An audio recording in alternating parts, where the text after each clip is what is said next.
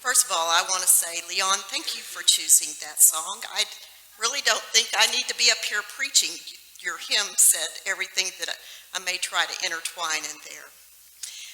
Well, it's hard for me to believe, but 40 years ago, the United States launched the first space shuttle with astronauts John Young and Robert Crippen. In the last few weeks, the mission of Perseverance, the latest Mars rover, has included the flight of Intrepid, the first Mars helicopter, and the achievement of MOXIE, the first equipment to make oxygen from carbon dioxide. And just as Christians have shared their faith on the International Space Station, we've been told that an Episcopal priest is the geobiologist for the Perseverance mission.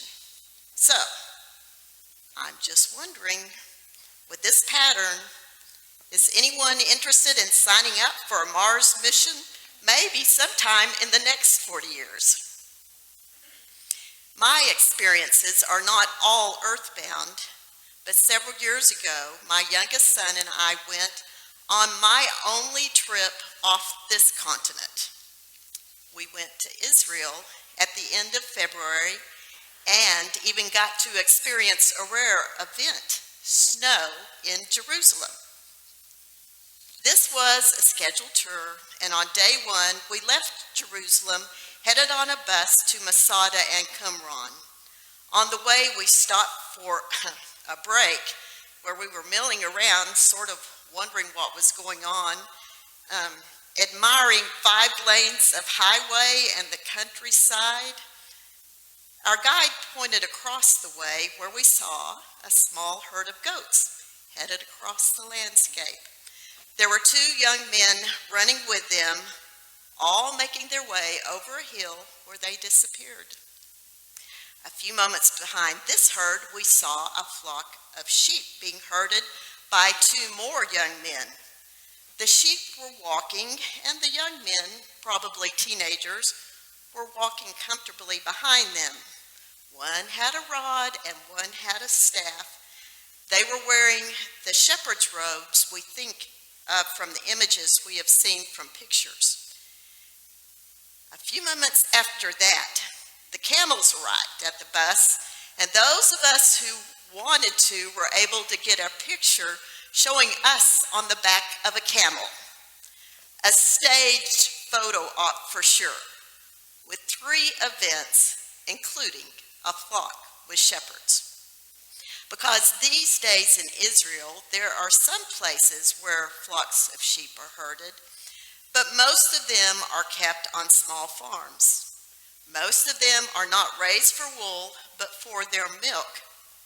The lunch and dinners we were served usually included an Israeli cheese, zufat. A shepherd with a flock is not the common experience.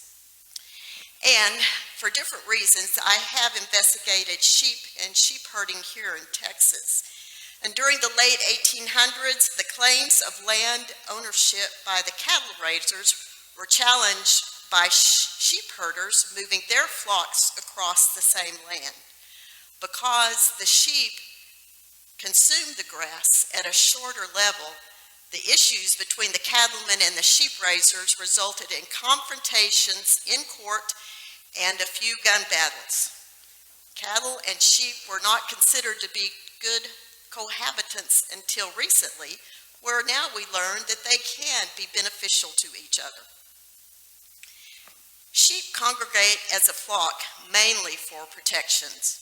Observers say they are smart, gregarious, and collect together for protection from predators. Their instinct is to follow each other and can be positive for them, but can also lead to calamity. They've been known to follow each other off cliffs or into turbulent water with predictable and disastrous results. And this is an incredibly good reason for a shepherd. The sheep will follow the shepherd to a pastor and respond when the shepherd moves away. The shepherd provides a sense of safety not experienced with hired hands. Yes, I know there are other creatures that are kept with sheep as protectors, dogs, and even donkeys. But it is the shepherd who provides care, direction, and protection. The shepherds in New Testament times came from the lower ranks of society, but were very highly regarded by their sheep. The bond of trust that developed from care, from presence, and from protection serves as a familiar model to the Jewish people, starting from the Old Testament examples of Abraham and Jacob and David. The analogy of a shepherd reminds them that they are loved, cherished, guided, and protected with great intention. Today, in this long discourse, Jesus makes one of his dramatic declarations. I am the good shepherd. This dialogue starts from chapter 9 when Jesus heals the man born blind. In chapter 10, Jesus has emphasized that he is the gate and the gatekeeper. The sheep are cared for and protected by him. And in our text for today, he illuminates the decision he makes and the extraordinary actions he takes for the sheep. I am the good shepherd. I lay down my life for the sheep, and I invite other sheep into my fold. He brings the care of the Father. The Father and I are one. Once again, Jesus emphasizes his great intention for us, the intention he shares with the Father for us. As we imagine ourselves enveloped in the vision from Psalm 23, at the table set before us in the presence of those, our enemies, those who trouble us, we sense the protection and care that are lavished on us. But in this setting, we might find ourselves sitting next to those who we do not normally associate with, who we might have named as enemies in different situations, or at least as outsiders. Because just as Jesus touches and heals the man born blind, just as healing and the blindness that is no longer there mean inclusion, he includes us. We who have been outcasts at different times of our lives, Jesus lays out the path his love will take him in concert with the Father's love to lay down his life for all of us. This is worth dwelling on as we consider the event that he goes to for each of us. We are reading Bishop Curry's book, Love is the Way, during this Easter season. So, how many of you are reading it like me for the second or third time? I need repetition to be able to get the whole story. Our reading this week included chapters 3 and 4, and by the way, chapter 4 is where you can find out what Desmond Tutu and Dolly Parton have in common. Now, I'm not going to reveal that answer here, but I am sharing one example that Bishop Curry uses from Jesus' Sermon on the Mount. Jesus says, "Love those who curse you." He is teaching us how to turn a negative situation into a positive in a radical way. And as Bishop Curry points out, Jesus is speaking to an oppressed people in Israel, those seething and sometimes rebelling against the Romans. It is not a call to give up and give in to injustice, but as another way around that injustice. He says that love is a way that can heal, lift up, liberate, defang, disarm, and disarm an empire without hurting or harming.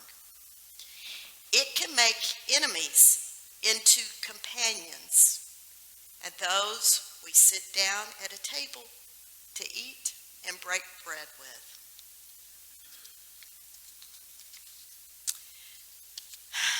This week we heard and experienced breath released in a collective sigh. We experienced tears combined with cheering as we saw George Floyd's murder acknowledged in the verdict from the jury in Minnesota. There will be penalty, but justice is probably not the proper reference for this outcome. With all our hearts affected, we can sense connections with each who have hearts penetrated by George Floyd's murder. We can and we must find ways around the injustice. We can and we must find ways to unite in pressing towards justice, to a place where we are seated together at a table that, yes, includes some who would have considered each other enemies. We can find the path to walk together with Jesus, our shepherd, who lays down his life for each of us and for all of us. Our strength might seem deficient for this struggle, but our shepherd leads us in tenderness to pastures that provide nourishment for the path that at times is steep, rocky, and frightening. Our shepherd lovingly tends us all so that we can journey, support, and enjoy each other as sheep of his flock. It all seems incredible to me, but the possibility is that our shepherd and creator are expanding the horizons we might find ourselves exploring as we continue to value love towards each other. Who knows what vistas we can share, what feasts we will gather together for as we follow Jesus, our shepherd.